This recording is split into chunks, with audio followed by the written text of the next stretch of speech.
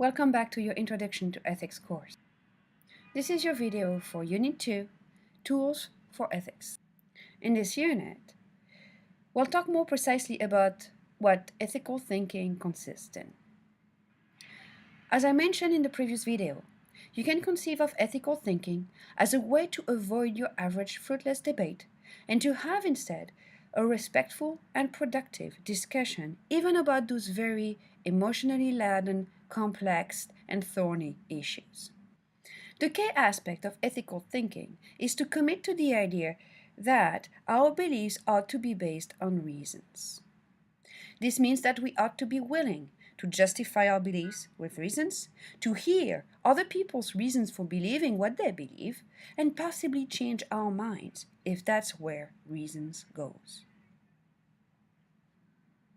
Let's look at a classic fruitless discussion. This is taken from Vaughan's book, of which you'll read chapter 3 this week.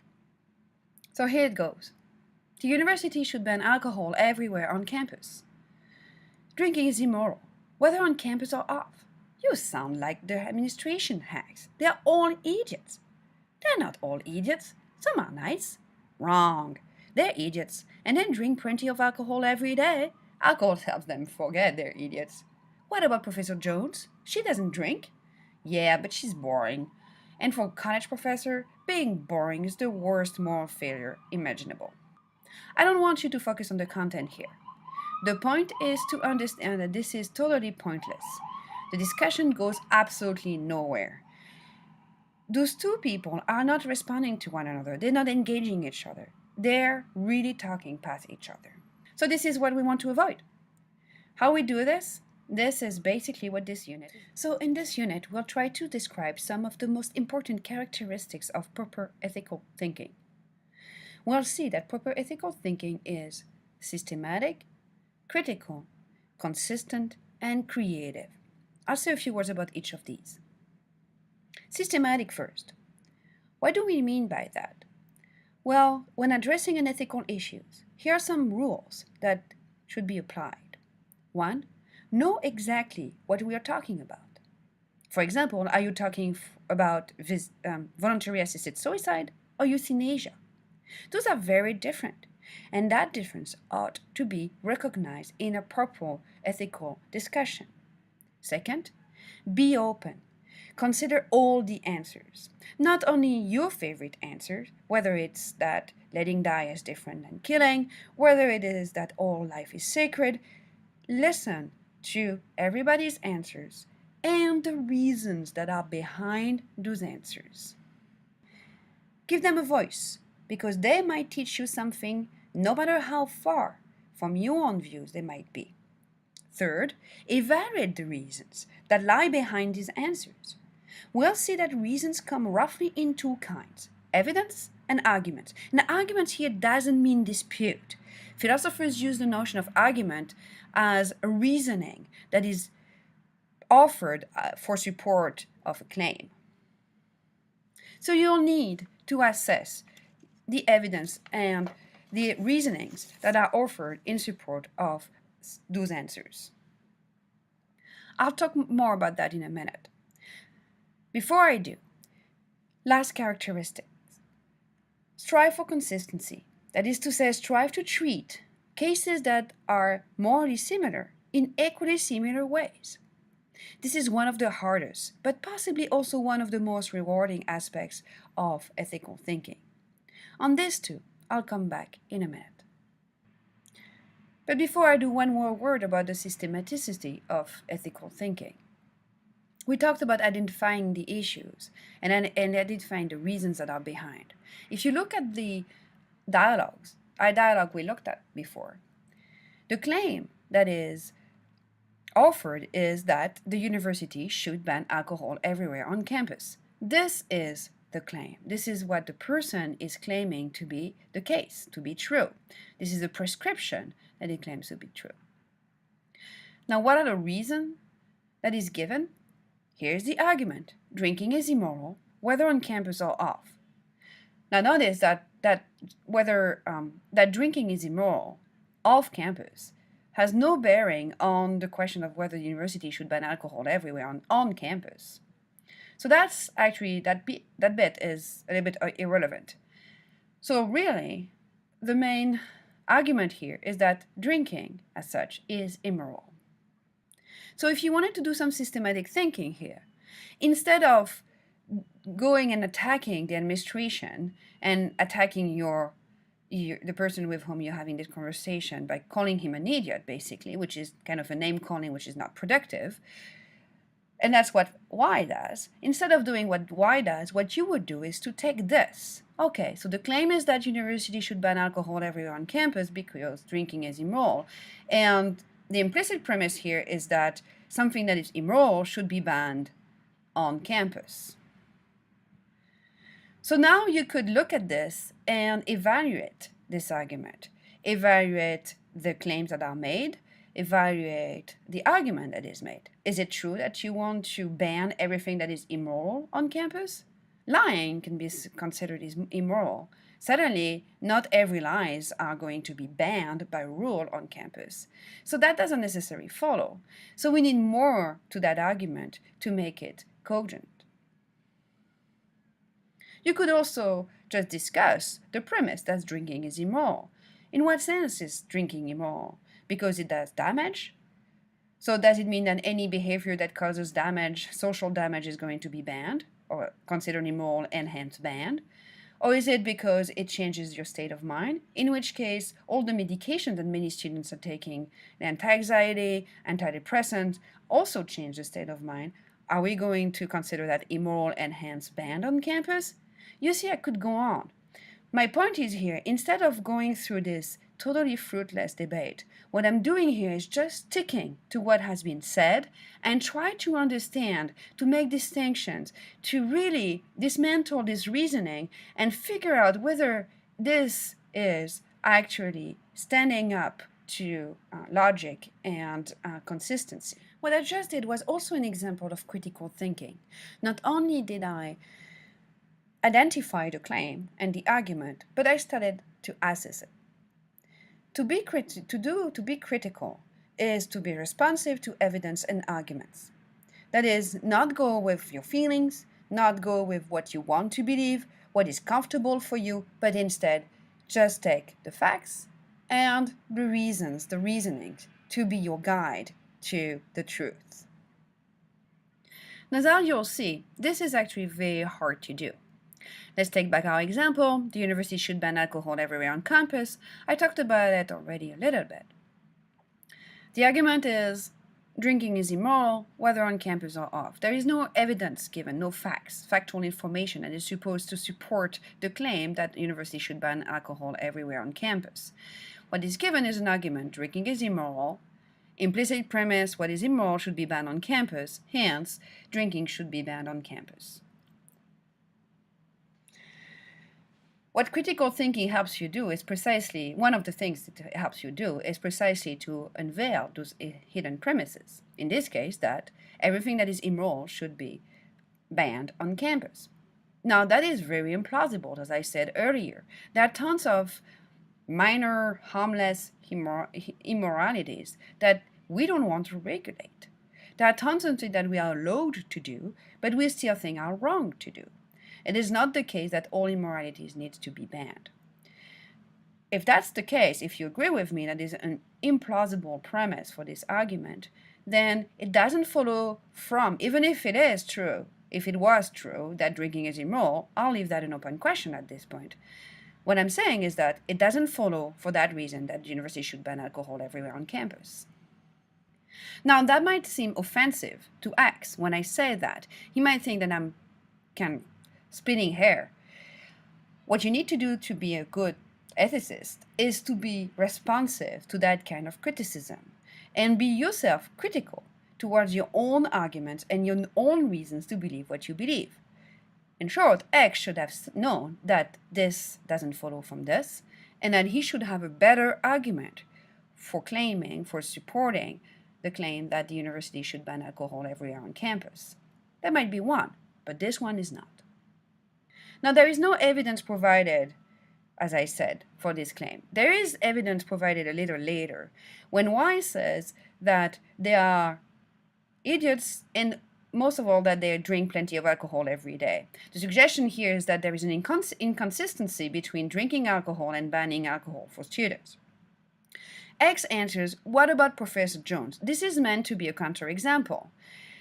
If it is true that one of these people doesn't drink alcohol, then it is not the case that all of them drink alcohol. Now notice that this piece of evidence is largely irrelevant. One, Professor Jones is not part of the administration. Presumably, she is part of the faculty.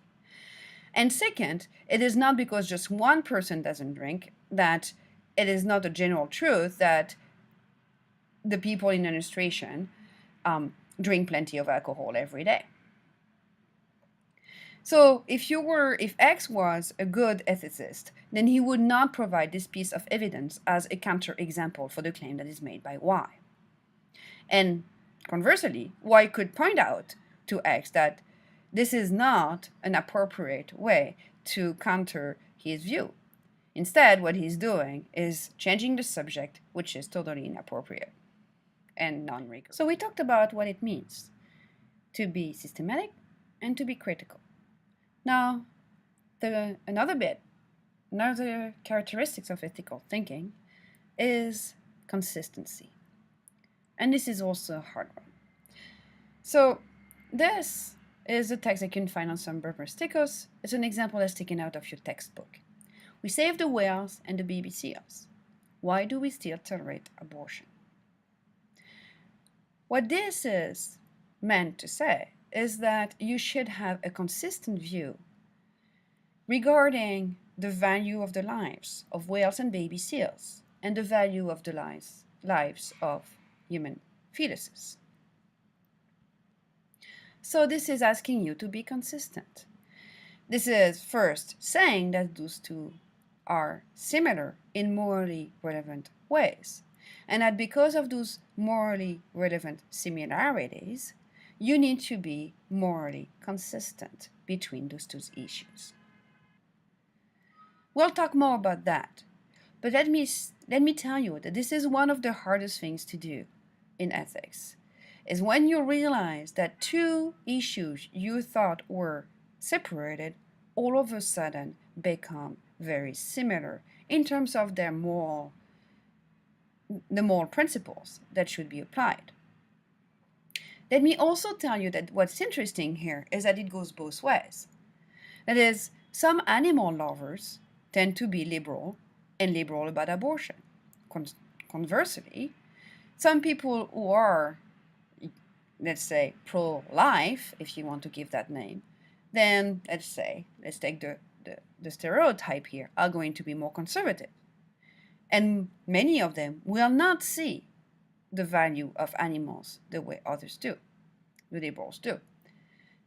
And the point here is that with this requirement of consistency, on both sides, it is required that liberals as well as conservatives make their view consistent, coherent, similar in morally relevant ways.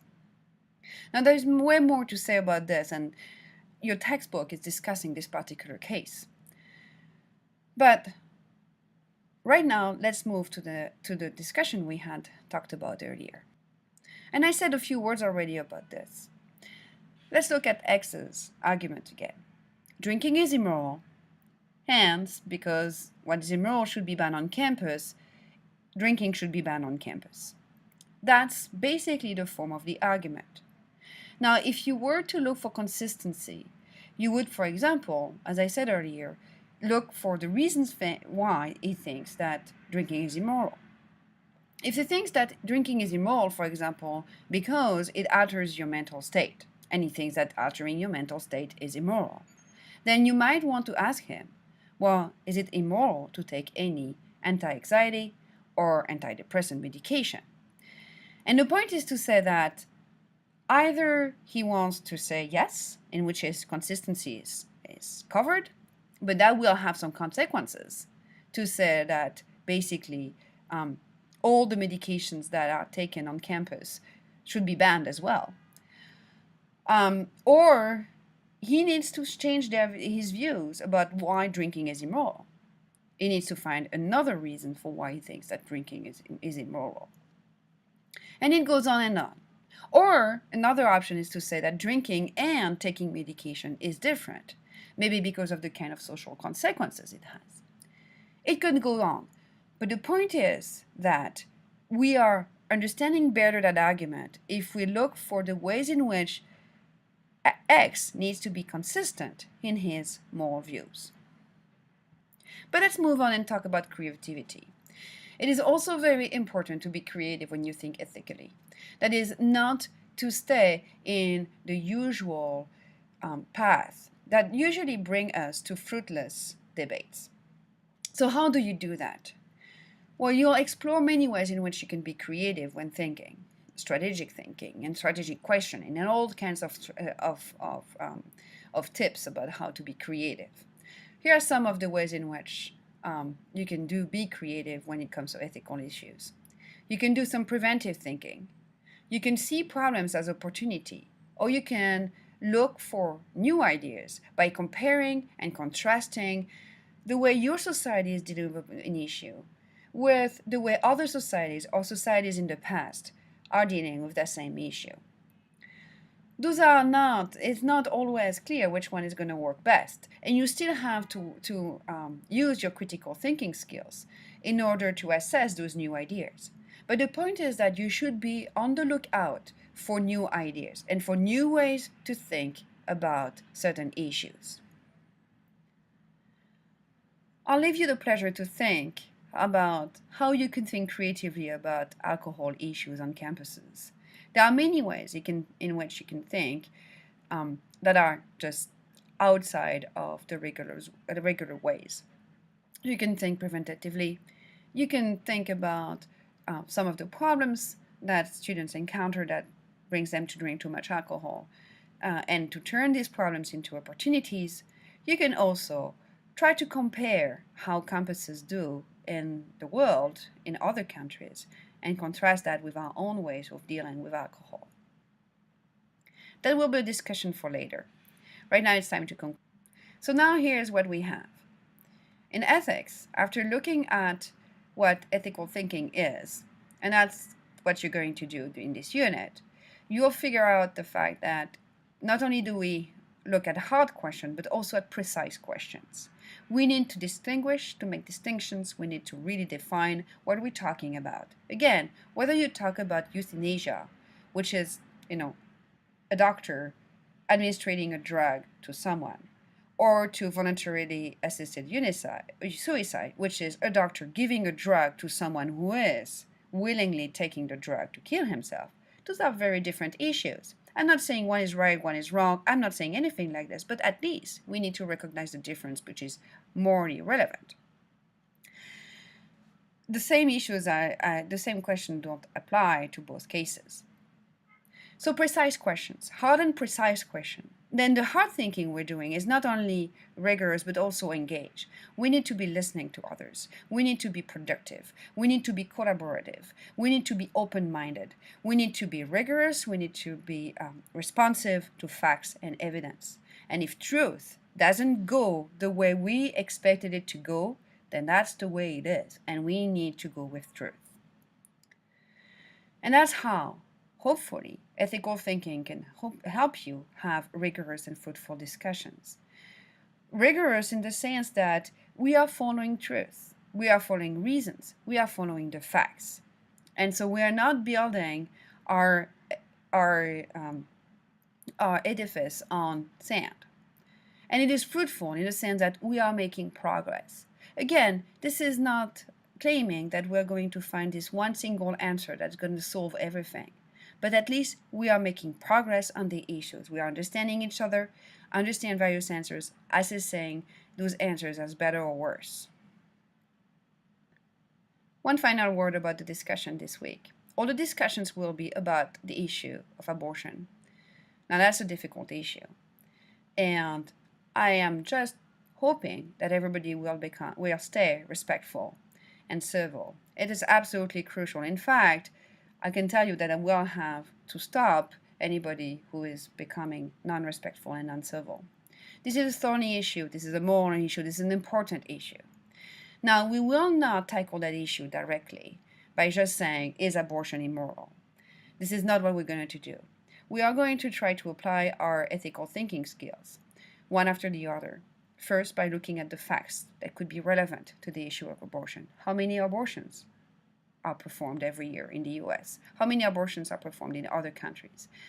Maybe, what are the reasons why those abortions are performed? We'll look at the arguments. What are the arguments that lie behind the pro-lifers and the pro-choicers?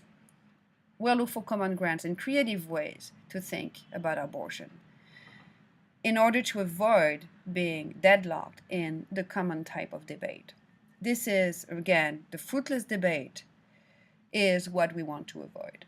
And then we'll think, in terms of consistency, with the help of Judith Thompson, who is going to talk to us about very weird thought experiments, we'll think about whether there are different kinds of abortions with maybe different moral status. So I hope we have a good week. This is going to be a tough one, but it should be a very rewarding one as well, if you play the game. Bye.